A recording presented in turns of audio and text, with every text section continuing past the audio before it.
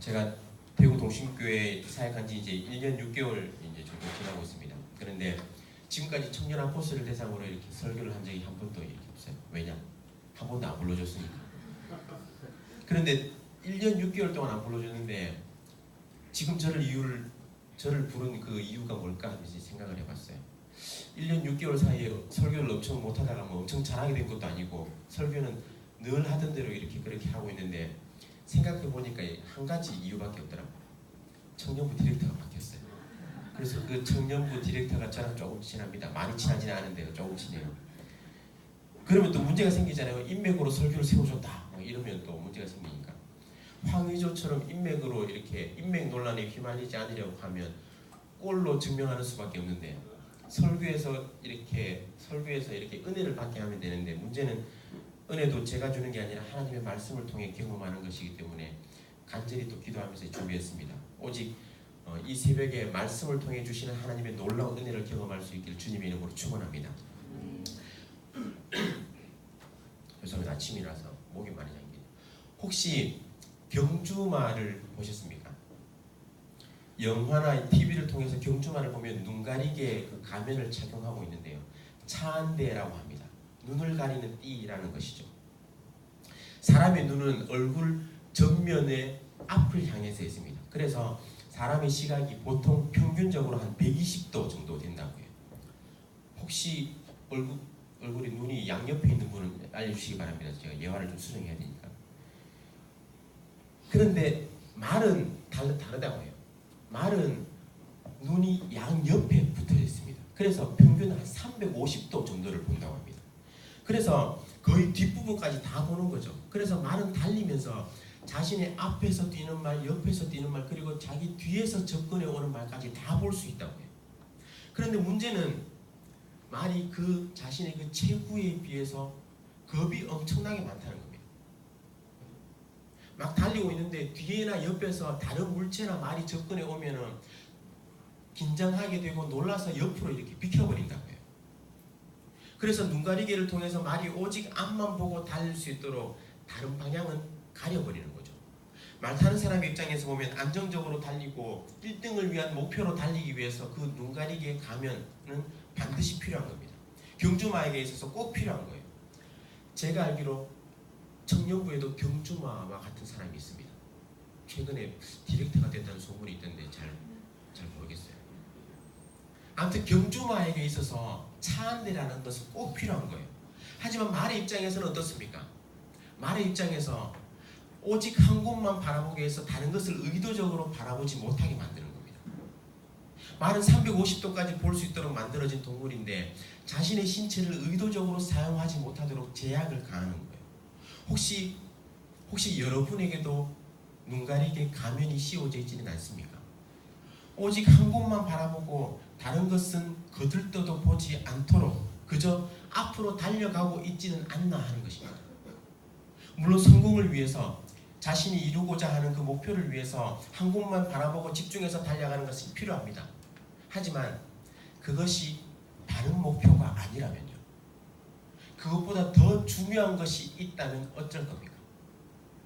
오늘 본문은 우리가 너무나 잘 알고 있는 이야기입니다. 부자 청년의 이야기죠. 그의 눈에도 오직 한 곳만 바라보게 만드는 그런 눈가리개 가면이 씌워져 있었습니다. 이 부자 청년의 이야기는 마태복음, 마가복음, 누가복음 그 공간복음 전체에서 다루고 있는데요. 종합해 보면 그는 상당한 부자였고 또 젊은 사람이었고 관원, 즉 산헤드린 공회원이었습니다. 좋은 집안에서 좋은 교육을 받아서 현실적으로 가문, 재산, 지위 그 어느 것에도 부족함이 없는 그런 사람이었습니다. 아쉬울 것이 하나 없는 미래가 촉망되는 사람이었죠. 어떻게 생각하세요? 최고의 신랑감 아니겠습니까? 반대로 생각해보면요. 예쁘고 몸매 좋고 전문직에다가 거기다가 좋은 마음씨까지 가지고 있어요. 에이 목사님 요즘 그런 남자가 어디 있어요? 그런 여자가 어디 있습니까? 오늘 본문에 나오는 부자 청년이 바로 그런 사람이라는 거예요. 예수님께서 길을 가실 때 이 부자 청년이 예수님께 와서 물었습니다. 선생님, 내가 무슨 일을 하여야 영생을 얻겠습니까? 사실 이 청년은 당시의 종교적인 눈으로 보면 영생을 얻기에 충분한 사람이었습니다. 어려서부터 계명을 다 지키며 살았기 때문에 종교적으로 부끄러울 것이 없는 사람이었습니다. 상당한 부자였어요. 부와 귀는 하나님께로부터 온다고 믿었기 때문에 그 당시에 부자들은 아주 하나님께 복을 받은 사람이었습니다. 하나님의 사람이었어요. 사회적인 지위도 높았습니다. 산헤드린 공회는 당시에 종교적으로 정치적으로 최종 의결 기구였습니다. 오늘날 국회의원보다 높은 사람이라고 할 수 있을 거예요. 이 정도 되면 영생을 얻는데 아무 문제 없어 보이지 않습니까? 누군가 영생을 얻어야 한다면 바로 이 청년이 영생을 얻어야 한다라고 세상 사람들은 말했을 것입니다. 하지만 1등 신랑감이면서 세상에서 부러울 것이 없어 보이는 이 부자 청년이 예수님께 영생에 관한 질문을 했습니다. 인생의 쓴맛 단맛, 인생의 황금기를 다 보낸 노인이 자신의 죽을 날만 앞에 두고 허망한 마음에서 영생에 관해서 묻는 것이 아니라 아직도 살날이 창창한 젊은 사람이 영원한 생명에 대해서 관심을 가지고 예수님께 질문을 하는 거예요. 너는 청년일 때 너의 창조주를 기억하라 라는 그 전도서의 말씀에 부합하는 청년이죠. 웬만한 사람이면 인생 경험이 풍부한 노인이라 할지라도 이만한 재물과 권력을 가지고 있는 사람이라면 그 재물과 돈, 재물, 권력을 그렇게 소유하는 사람이라면 그것을 마음껏 누리면서 살고자 하는 인생을 즐기면서 사는 것으로 만족해버릴 텐데 영생에 대한 관심을 가지고 있는 겁니다. 여러분의 관심은 어디에 있습니까? 서두에 이야기한 눈 가리게 한 채 앞만 보고 달리는 경주마처럼 그렇게 무작정 달려가고 있지는 않습니까? 정작 주변의 중요한 것들, 소중한 사람들, 우선순위에 있는 것들은 쳐다보지도 않은 채 그냥 앞만 보고 달려가고 있지는 않나요? 일단 이 부자 청년은 인생에 있어서 무엇이 중요한지 알고 있었던 것 같습니다. 많은 재산과 권력을 소유하고 있었지만 이것만 가지고는 안 되겠다. 이것보다 이것이 인생의 전부가 아니고 더 귀한 것, 영원한 생명이 있음을 깨닫고 영생 얻기를 원했던 것이죠. 그러니 영생에 관한 질문을 가지고 예수님께 나와왔던 것입니다. 선생님이여, 내가 무슨 선한 일을 하여야 영생을 얻으리이까? 예수님의 대답은요, 계명을 지키라는 것이었습니다. 부자 청년은 어떤 계명인지 묻죠. 예수님은 대답하십니다. 살인하지 말라, 간음하지 말라, 도적질하지 말라, 거짓 증언하지 말라, 내 부모를 공경하라, 내 이웃을 내 자신과 같이 사랑하라. 10계명의 순서를 따르고 있는 것처럼 보이지만 뒤에 가서는 부모 공경과 이웃 사랑이 들어가 있어요. 예수님이 말씀하신 이 계명은 가장 지키기 쉬운 것부터 가장 지키기 어려운 것으로 순서가 나열되어 있습니다. 여러분 가운데 살인해본 사람이 있습니까? 없어요. 살인하지 말라라는 계명은 어찌 보면 가장 큰 계명처럼 보이지만 어찌 보면 가장 쉬운 계명입니다. 살인해본 사람이 없어요. 혹시 살인해본 사람이 있으면 설교 끝나고 저한테 좀 이야기 좀 해주세요. 제가 설교를 좀 바꾸겠습니다. 이후에 나오는 간음은 어떻습니까? 간음은 부정한 성관계를 말해요. 사전적으로 배우자 이외의 다른 사람과 부적절한 성관계를 맺는 것을 말하는 겁니다. 오늘날 이런 음란의 문제가 심각하지만 그리스도인이라 그러면 이 계명도 비교적 쉽게 지킬 수 있습니다. 하지만 도둑질하지 말라, 우리의 그 경계선을 점점 허물고 있죠. 어디까지가 도둑질입니까? 그냥 잠깐 좋아 보여서 잠깐 빌린 거예요. 잠깐 쓰고 돌려줄 겁니다. 거짓 증언하지 말라, 우리의 이익을 위해서 난처한 상황을 모면하기 위해서 사소한 거짓말 정도는 하지 않습니까? 점점 어려워집니다. 내 부모를 공경하라. 그럼 계명은요? 엄청 쉬워 보이나요? 공경은요? 존경심을 가지고 예의를 갖추어서 자신을 낮추고 남을 높이면서 그렇게 섬기는 것을 공경이라고 이야기합니다. 존경과 흠모의 심정으로 대하는 거예요. 여러분의 부모님을 공경하고 계십니까? 쉽게 고개를 끄덕이지 못할 거예요. 이웃을 나 자신과 같이 사랑하라는 계명은요, 이건 정말 나 자신 간수하기도 힘든데, 나 자신 간수하기도 바쁜데, 나 자신 케어하기도 바쁜 이 세상에서 이웃을 내 몸과 같이 나 자신과 같이 사랑하라는 말, 과연 실천하기 쉬운 계명입니까? 말이 됩니까? 그런데 부자 청년의 대답이 무엇입니까? 나는 이 모든 것을 다 지켰습니다. 아직도 무엇이 부족합니까? 예수님의 명령은 가장 쉽게 지킬 수 있는 살인하지 말라는 계명부터 가장 어려운 계명, 부모 공경과 이웃 사랑까지 이어졌지만 이 모든 계명을 부자 청년이 다 잘 지키고 있었다는 거예요. 그럼에도 불구하고 이 청년에게는 채워지지 않는 갈망이 있었습니다. 어려서부터 모든 계명을 다 지키며 부유하게 그리고 남 부끄러울 것 없이 남 부러울 것 없이 살았던 이 청년이었지만 청년의 마음 깊은 곳에는 그래도 뭔가 부족하다는 마음이 있었던 것이죠. 이에 대한 예수님의 대답은 무엇입니까? 네 소유를 팔아 가난한 사람들에게 나눠줘라. 그리하면 하늘에서 보화가 있을 것이다. 그리고 그 후에 나를 따르라 라는 명령이었습니다. 가진 것을 팔아 가난한 사람들에게 나누어 주라는 거예요. 이 말씀에 대해서 청년은 어떻게 반응했습니까? 우리가 너무나 잘 알고 있죠. 이 말씀을 듣고 청년은 근심하며 재물이 많기 때문에 근심하며 돌아갔다라고 했습니다.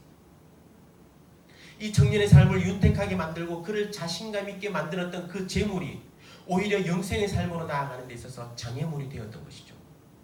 거치는 돌이 되었습니다. 그 돌에 걸려 넘어지게 되었던 것입니다. 자신의 삶에 있어서 디딤돌과 같았던 재물은 실제 영생을 위해서는 거친 돌이 되었습니다. 예수님은 재물을 팔아서 나눠주고 나를 따르라 라고 말씀하셨지만 그 청년은 재물을 따라 그렇게 떠나가고 말았던 것이죠.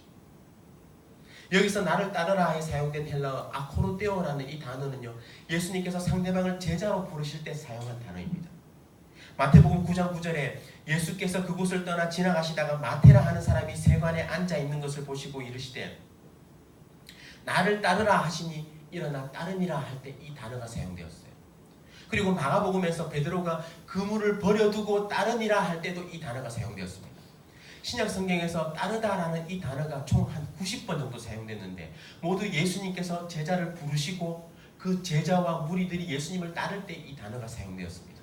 부자 청년도 나를 따르라는 예수님의 그 부르심을 경험한 것이죠. 하지만 그는 예수님의 부르심 가운데 자신이 움켜쥐고 있던 것을 놓지 못했습니다.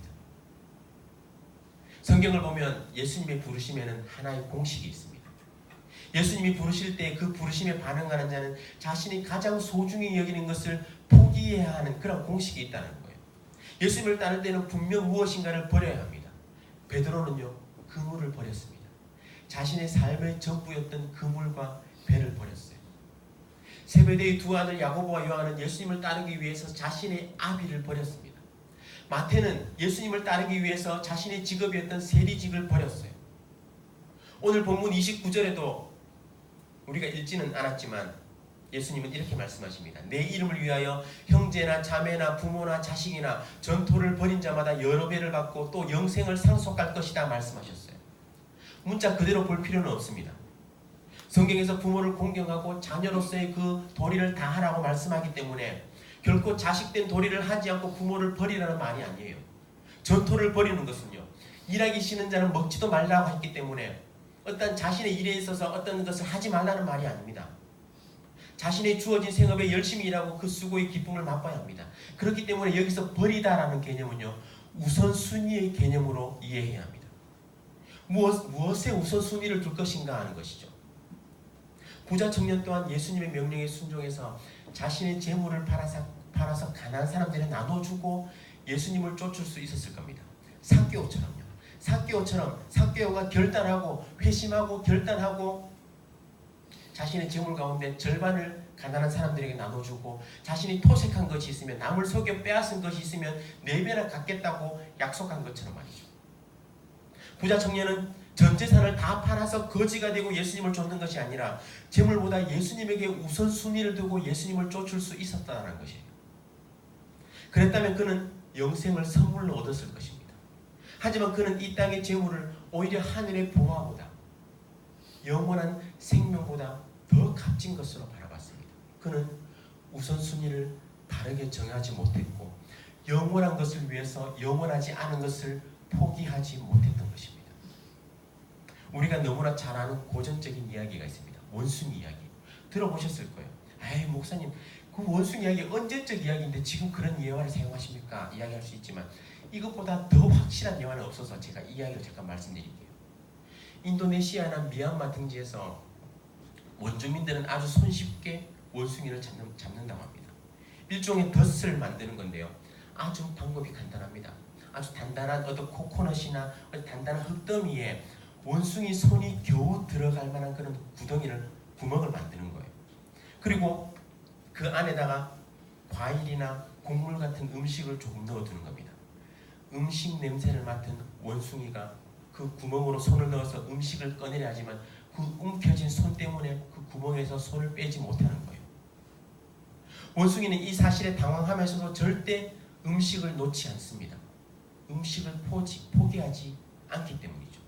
심지어 덫을 만든 그 원주민이 웃으면서 다가오는데도 절대 손을 펴지 않아요.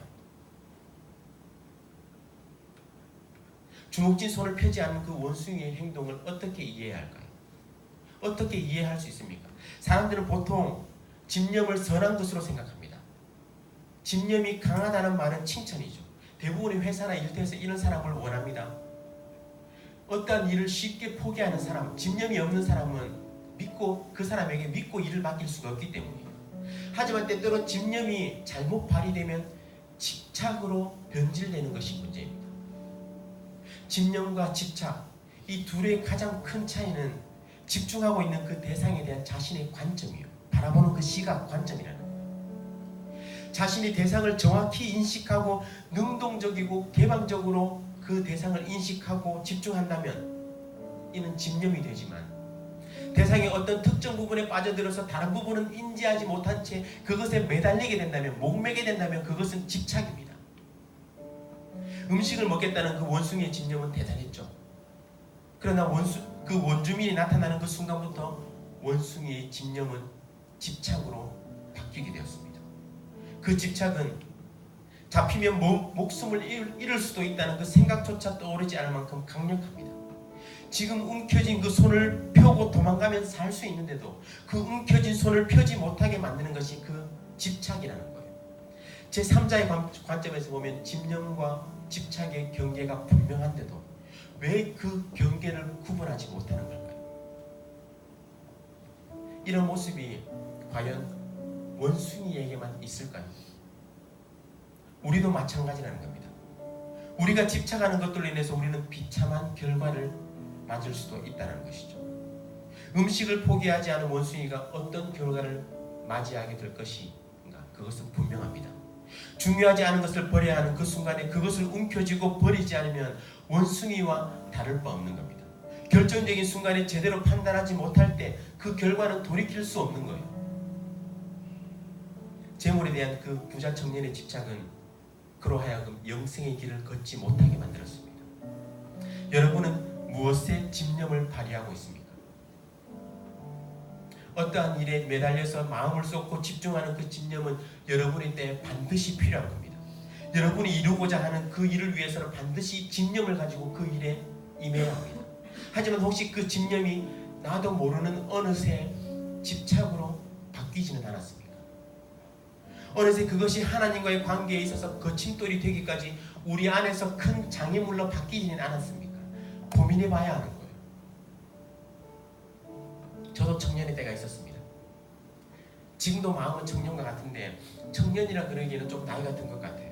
그래서 지금 뭔가 싶어서 찾아봤는데 충격이었습니다. 중년이라는 거예요. 사전적으로 40살 그 압박의 나이 혹은 그 나이의 사람을 중년이라고 하는데 제가 39이지 40 정도 되니까 중년인 거예요. 여러분들은 충격이 아닐지 모르겠지만 저는 엄청나게 충격이었어요. 그런데 찾아보니까 역사에 한 획을 그은 사람들이 다 그 청년의 시기에 그 일을 시작했더라고요. 한니발은 28세 때 알프스를 넘어서 로마로 쳐들어갔습니다. 알렉산더는 23세에 세계 정복의 길을 떠났어요. 콜럼버스는 28세 때 대서양을 처음 건넜습니다. 광개토 대왕은 18세 때 왕이 되어서 대고구려를 건설했어요. 종교개혁자 존 칼빈은 27세에 그 유명한 기독교 강론을 남겼습니다. 여러분의 때에 그 뜻을 정하고 나아간 거예요. 여러분의 때에 필요한 것이 무엇입니까? 정말 중요한 것이 무엇인지 제대로 알고 그것에 집념을 가지고 그것을 향해서 나아가는 거예요. 무엇보다 중요한 하나님과의 관계에 있어서 여러분은 해결해야 합니다. 이 부분이 정리되지 않으면 그 어떤 것도 아무것도 필요하지 않다. 소용이 없다는 겁니다. 아무리 좋은 직업을 가져도, 아무리 근사한 배우자를 만나도, 아무리 돈을 많이 번다 할지라도 하나님과의 관계를 가로막는 무언가에 집착하고 있다면 아무 소용없는 겁니다. 여러분은 지금 여러분의 삶에 있어서 무엇에 집착하면서 살아가고 있습니까? 하나님과의 관계보다 성적에 목을 메고 집착하고 있지는 않습니까? 여러분은 그런 사람이 있다면 손에 쥔 것을 놓지 못하는 원숭이와 같습니다. 이성입니까? 남자 문제예요? 여자 문제입니까? 하나님과의 관계보다 이성의 목을 메고 있으면 덫을 놓은 원주민이 다가오는데도 발버둥 치고 있는 원숭이와 같다는 거예요. 혹시 음란과 쾌락의 덫에 빠져 있습니까? 자신의 머리를 향하는 무시무시한 무기를 보면서도 움켜진 손을 펴지 못한 채 낑낑거리면서 그렇게 버티고 있는 어리석은 원숭이와 같다는 겁니다. 만약 부자 청년이 예수님의 명령에 따라서 자신이 가진 것을 나눠주고 예수님을 따랐다면 우리가 가지고 있는 예수님의 그 제자의 명단은 바뀌었을지도 모릅니다. 그 부자 청년의 이름이 예수님의 12제자의 명단에 들어갔을지도 몰라요. 하지만 부자 청년은 재물 앞에서 무너졌습니다. 영원하지 않은 것 앞에서 영원한 것을 놓쳐버린 거예요. 여러분을 넘어뜨리는 것은 무엇이 있습니까? 여러분 앞에 하나님께로 나아가기에 가로막고 있는 것은 무엇이 있어요? 우리 모두의 환경이 다르기에 생각하는 것이 다를 수 있습니다. 하지만 중요한 것은 그 모든 것들이 영원하지 않다는 것입니다. 일시적인 것입니다. 영원의 관점에서 보면 그저 스쳐 지나가는 순간에 지나지 않아요. 오늘 이 시간 결단하면 좋겠습니다. 부자 청년은 부족한 것 없는 자였고 세상적으로 볼 때 완벽한 자였습니다. 하지만 그 마음 한켠에 자리한 그 영생에 대한 갈망으로 예수님 앞에 나아갔어요. 영생으로 향하는 그 길목에서 부자 청년은 걸려 넘어지고 말았습니다. 그 자신이 움켜쥔 것에 대한 집착 때문이었습니다. 그 자신이 움켜쥔 것을 놓지 못했기 때문이에요. 여러분이 움켜쥐고 있는 것은 무엇입니까? 무엇이 여러분을 걸려 넘어지게 만듭니까? 무엇이 여러분으로 하여금 하나님께로 나아가기에 가로막고 있는 장애물로서의 역할을 하고 있습니까? 그 모든 것을 내려놓고 오직 주님의 말씀 가운데 순종하면서 영원한 것을 바라보는 저와 여러분 되시기를 주님의 이름으로 축원합니다. 집념과 집착의 경계선에서 올바로 분별하고 모든 것을 그 중요하지 않은 영원하지 않은 그 모든 것을 내려놓고 우선순위를 바로 세워서 주님을 섬기게 하여 주시옵소서. 청년의 때에 주님만 바라보며 주님과의 관계를 바로 세우는 우선순위를 바로 세우는 여러분이 될 수 있도록 우리 이 시간 다 같이 한번 주여 한번 부르짖고 다 같이 한번 기도하며 나아가겠습니다.